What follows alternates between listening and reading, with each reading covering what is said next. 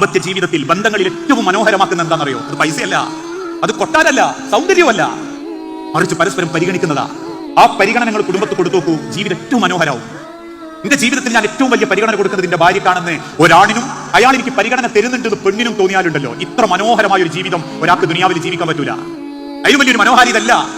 റസൂലുള്ളാഹി സ്വല്ലല്ലാഹു അലൈഹി വസല്ലം അല്ലാഹു ഒറ്റ ആയത്ത് കൂടെ കാര്യം പറഞ്ഞിട്ടുണ്ട്. വമിൻ ആയാതിഹി അൻ ഖലഖലകും മിൻ അൻഫുസികും അസ്വാജൻ ലിതസ്കുനു ഇലൈഹാ.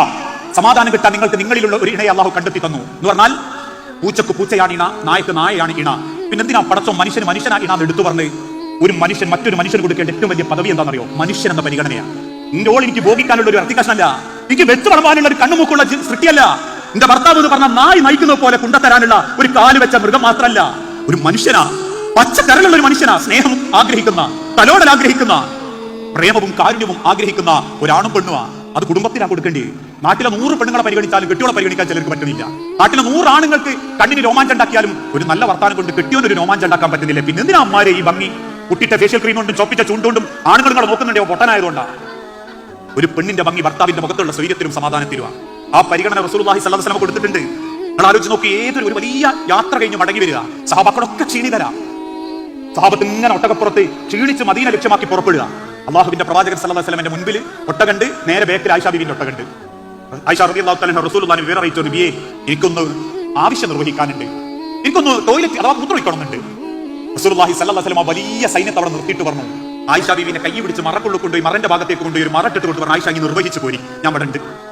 നിങ്ങൾ ആലോചിച്ച് നോക്കി മനുഷ്യരെ, അത്രയും വലിയൊരു യാത്രന്റെ ഇടക്ക് തന്റെ ഭാര്യക്കുണ്ടായ ഒരു സങ്കടം അള്ളാഹുവിന്റെ റസൂൽ പരിഗണിക്കുക. ഇന്ന് ഞാൻ പറയാറുണ്ട്, ഒരു സ്കൂട്ടർമ പോകുന്നത് കണ്ടാൽ അറിയാം ഒരു പുരേന്ന് കൊടുകാട് വെച്ചാ വരുന്നത്. ഒരാവശ്യം നിർവഹിക്കാൻ ഒന്ന് ചോദിക്കാൻ, അതാ പരിഗണന. ആ പരിഗണന മൂപ്പർക്ക് ഇന്ന ഭയങ്കര പ്രയോറിറ്റി കിട്ടും. മൂപ്പരെ ജീവിതത്തിൽ എനിക്ക് നല്ല സ്ഥാനം തരുന്നുണ്ട്, നല്ലൊരു മനുഷ്യനാ എന്നൊരു പെണ്ണിന് തോന്നിയാലുണ്ടല്ലോ, നിങ്ങൾ മരിച്ചാൽ ഒരു പൊന്നുപോലെ കൊണ്ടു നടക്കും കുടുംബം. ഭർത്താവ് 6ാമത്തെ കൊല്ലത്തിൽ ഭർത്താവ് മരിച്ചപ്പോൾ 3 ആൺകുട്ടികളാ ഒരു ഉമ്മാക്കുണ്ട്.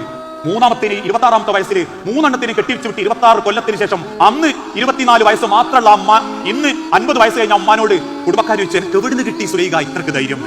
ഓട് പറഞ്ഞ്, 6 കൊല്ലം എന്റെ കാക്കന്റെ കൂടെ ഞാൻ ജീവിച്ചിട്ടില്ലെങ്കിലും 600 കൊല്ലത്തെ സ്നേഹ മനുഷ്യൻ എനിക്ക് തന്നിട്ടുണ്ട്, മറക്കാനാവൂല. അതുകൊണ്ട് തന്നെ ആ പരിഗണന റസൂലുള്ളാഹി സ്വല്ലല്ലാഹു അലൈഹി വസല്ലം കൊടുത്തു. അള്ളാഹുവിന്റെ റസൂൽ ഒരു യാത്ര കഴിഞ്ഞ് ക്ഷീണിച്ച് വീട്ടിക്ക് വന്നു. ആയിഷാബിനോട് ചെന്ന് ആയിഷ കഴിക്കാൻ ഒക്കെ അറിയുന്ന പരിഗണനയാ മനുഷ്യരെ കുടുംബത്തിന്റെ ഭംഗി. ആ പരിഗണന ആരും കൊടുക്കാതെ 10ാം ക്ലാസ് പഠിച്ചാൽ പിന്നെ ഒരു ഹായ് ഇട്ട് പരിഗണിക്കുമ്പോഴേക്കും ഓണം പോവുക. ഓനൊരു ഹായ് കിട്ടുമ്പോഴേക്കും പിന്നെ ഓൺ മതി പരിഗണിച്ചു. ഓൾ എന്നോട് ചോദിച്ചു, നിങ്ങൾ എന്തോ കഴിച്ചോന്ന്? ഇതൊക്കെ ഞാൻ കുടുംബത്തിന്റെ ചില കാര്യങ്ങൾ കേൾക്കുമ്പോൾ നിങ്ങളോട് പറഞ്ഞു കേട്ടോ. ഞാൻ ചോദിക്കലുണ്ട്, എന്താ ഇപ്പൊ അപ്പണ്ണൊരു ഓന്റെ ഓണം പിന്നാലപ്പാണ്? അല്ല, ഓൾ എന്നോട് ചോദിച്ചു, എന്റെ പെണ്ണുങ്ങൾ ഇതുവരെ ചോദിച്ചില്ലെന്ത് നിങ്ങൾ ചോറ് ഇന്നോ, അല്ല നിങ്ങൾക്ക് എന്തോ പ്രയാസങ്ങൾ, ജലദോഷം എന്തായി? എന്നെ ഓളും ഹായ് കഴിഞ്ഞാൽ അങ്ങനത്തെ ചോദിക്കും, ഇന്നലെ സുഖേട് എനിക്ക് മാറ്റണ്ടോന്ന്. ഓക്കെ ചോദിക്കുന്നതിന് ഒരു കുറവില്ല. കാരണം കിട്ടാനുള്ളതൊക്കെ അള്ളിപ്പിടിച്ചെടുക്കാൻ മാത്രം ശ്രമിക്കുന്ന ചില ദുഷ്ടക്തികളാണത്, ശൈത്താനിയത്താണത്. ഞാൻ അവസാനിപ്പിക്കാം. അതുകൊണ്ട് പ്രിയപ്പെട്ടവരെ, ദാമ്പത്യ ജീവിതത്തിന്റെ മനോഹരം